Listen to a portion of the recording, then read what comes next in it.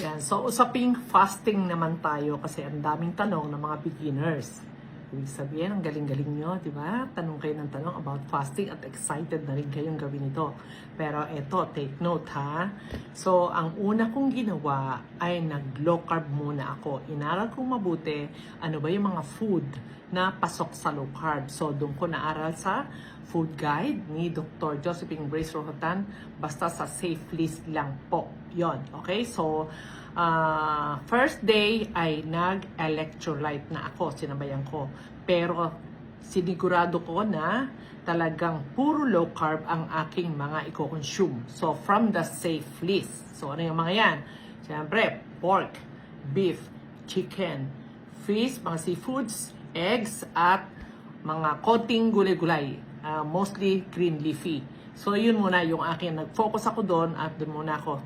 Talagang yun ang aking mga kinukonsume daily. Plus, electrolytes and water. Plain water. So, alternate yan maghapon.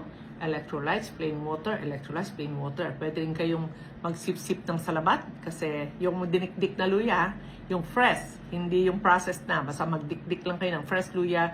Pwedeng buhusan nyo lang ng hot water yon, ng boiling water, okay na rin yun. Or magpakulo kayo, ilagay nyo sa thermos. Pwede yun. So, isa yun sa tinitake ko. So, parang yun lang. Tsaka simple kape na plain black. 1 cup a day lang ako noon. No? 1 cup a day. So, bahala kayo kung umaga o tanghali. Pero huwag nyo nang palampasin sa tanghali. So, yan. Okay, so ngayon, nung naaral ko na at yun ang ginagawa ko, kinoconsume ko yung mga low carb food na tulad ng nabanggit ko kanina, sige lang, sige lang. So yun ang una kong ginawa. Hindi muna ako nag-fasting at inalis ko muna sa isip ko ang fasting. Focus ako sa mga low carb food, kung ano-ano yung mga kailangan kong i-consume at mga tamang food sa low carb. And then, alam nyo ba, at saka ano pala ha, strict dapat kayo na kailangan 6 p.m. ay wala na kayong intake ng solid.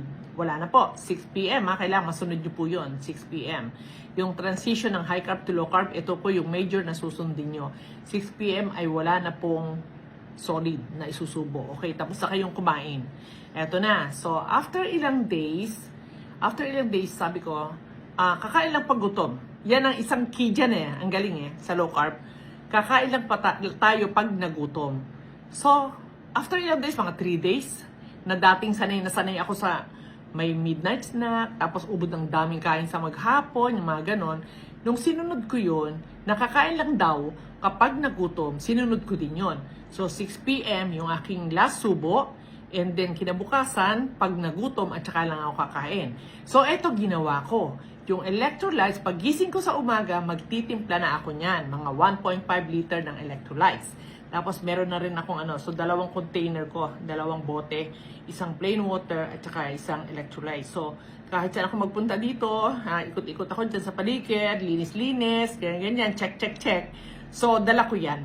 So sisiguraduhin ko na nakakasip ako, sip ng alternate yan.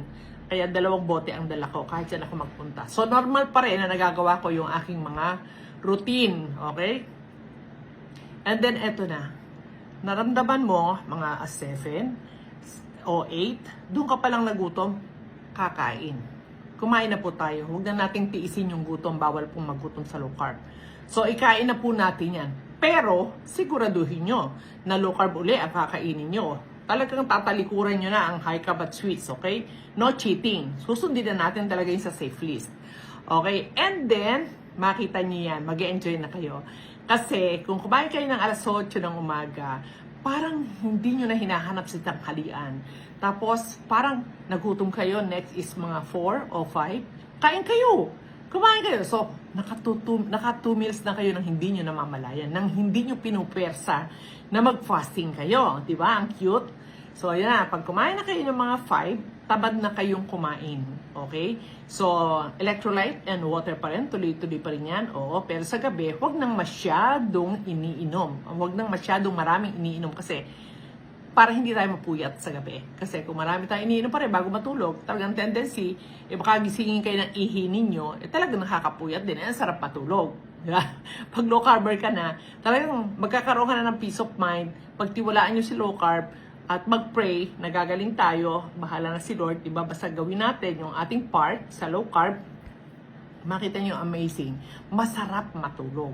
So, huwag nyo istorbohin nung inom kayo ng inom, okay, sa gabi. Hindi na, ipahinga nyo na ang mga organs nyo at matulog ng matapat, okay? Magkaroon na kayo ng peace. O, yun na. So, matutulog kayo, kailangan kasi kasama ang tulog na sapat. Yung sasabing 7 to 9 hours man lang sa gabi ang naitutulog natin, okay? So, ano ba, maximum, natulog tayo ng 10 p.m. So, the best time kasi is 9 to 10 p.m. Natutulog na tayo. Ayun. So, bibilang kayo kinabukasan pag nagising kayo, kung nakakompleto kayo, 7 to 9 hours, ang sarap ng feeling. So, let's say, nagising ka ng 6 a.m. So, gagawin nyo na naman, magtitimpla na naman kayo ng electrolytes. Pero yung natira, tatapon nyo na yun, huwag nyo na i-consume the next day. So, magtitimpla na naman tayo pagkising natin. Okay? Andiyan na, 1.5 at saka yung plain water. So, ganun uli. Same process pa rin. Ganun. Basta take lang. Pero ako, pagising ko, maligamgam na tubig muna. Kahit ganyan lang sa baso, inom ako, maligamgam na tubig. Tapos, at saka pala ako nagtitimpla ng electrolytes. And then, ayun na, tuloy-tuloy na yun, sip-sip lang naman, alternate lang naman siya. At ang malaking bagay dyan, na may electrolytes ka, hindi ka rin madaling magutom. So, kailangan natin yan para pang-replenish dun sa ating magnesium, calcium, potassium, no, para sa mga hindi tayo magkaroon ng electrolyte imbalance, yung transition ng high carb to low carb, okay? So, hindi naman yan forever iinumin, hindi naman po, okay? So, mga beginners, day 1, kailangan nyo po yan, basta kayo po naka-strict low carb na food from the safe list, susundin nyo. Pero, i-enjoy nyo ang pagkain ng mga low carb. Huwag na huwag magpapakagutom. Kasi alam niyo po ba, pag nagpakagutom kayo, ang daming discomfort at baka kayo mahimatay pa, ma-emergency pa kayo, lalong malaking gastos yan. Delikado pa, di ba? So, kailangan talagang maaral nyo rin Pero sige lang follow, watch, and learn dito lang po sa Anythings, ha? At andyan na lahat ang sharing ko ng aking buong low carb journey. Sige lang, tuloy-tuloy pa rin tayo ng mga sharing dito sa mga beginners, lalo na dun sa mga walang mga pampacheck up, walang mga pambayad sa mga coaches, at ganun-ganon, walang pambiling gamot, etc. etc. So, sige lang po. At marami tayong maiko-contribute sa inyong paglo-low carb. Okay po? So, eto na ang masarap na part dito sa fasting. Ayan na. So, ilang days. Siguro ako, mga 5 days siguro. Wow, sabi ko, alas 10 na, hindi pa ako gutom. Samantalang dati, Mariosep, alam mo yung madaling araw, parang alas 2 pa lang, nagtitimpla na ako ng 3-in-1, meron ng pandesal yun na partner, meron ganun. Pero nung mga 5 days lang, mga 10 a.m. na ako kumakain. So, ayun na, ang sarap na. Yan 6 p.m. to 10 a.m. Bilangin nyo ngayon. So, 6 p.m. to 10 a.m., 6, 6, 12 plus 4, 16 hours! So, tingnan nyo, naka 16 hours nang hindi mo pinipilit, hindi nape-pressure na mag-fasting. Parang fasting comes naturally kasi kakain ka lang kapag nagutom ka. At saka mo bilangin pagka nagutom ka at kumain ka na kung nakailang oras ng fasting ka. So, walang pressure. Yun ang masarap doon. O, di ba? And minimum fasting is 12 hours. So, kung naka 16 hours ka na, wow, congratulations kasi mahaba-haba na yan. Okay? And alam niyo na, fasting is healing. Okay? So, makikita niyo yan after, tuloy-tuloy lang. Basta, listen to your body na kung nagugutom lang at saka lang kakain. At pag nabusog na, huminto ka na. Okay? Basta, 6 p.m., sarado na ang kusina. Okay? Sarado na ang bibig sa mga solid. Ayun na! Amazing! Ang sarap i-explore ng low carb. So, that is fasting. Okay? Okay. So, kayong mainip, dahil dadating tayo dyan mga beginners Basta do our part. And the key is, tuloy-tuloy lang po ang aaralin. Alam niyo ba na kahit kayo ay magpa-guide, magpa-coach, magpa-guide sa low carb doctor at sa mga coaches, hindi pa rin pwede na hindi nyo aaralin itong low carb and fasting. Hindi pwede. Hindi yan isusubo sa inyo na ito kakainin mo ngayon mamaya ito naman mamaya ito naman. Wala pong ganun. Kayo pa rin ang mag-aaral. Kayo talaga. Oo. Ang kailangan lang i-decide nyo na talagang gusto nyo nang mag-low carb para ma-heal kayo in a natural way.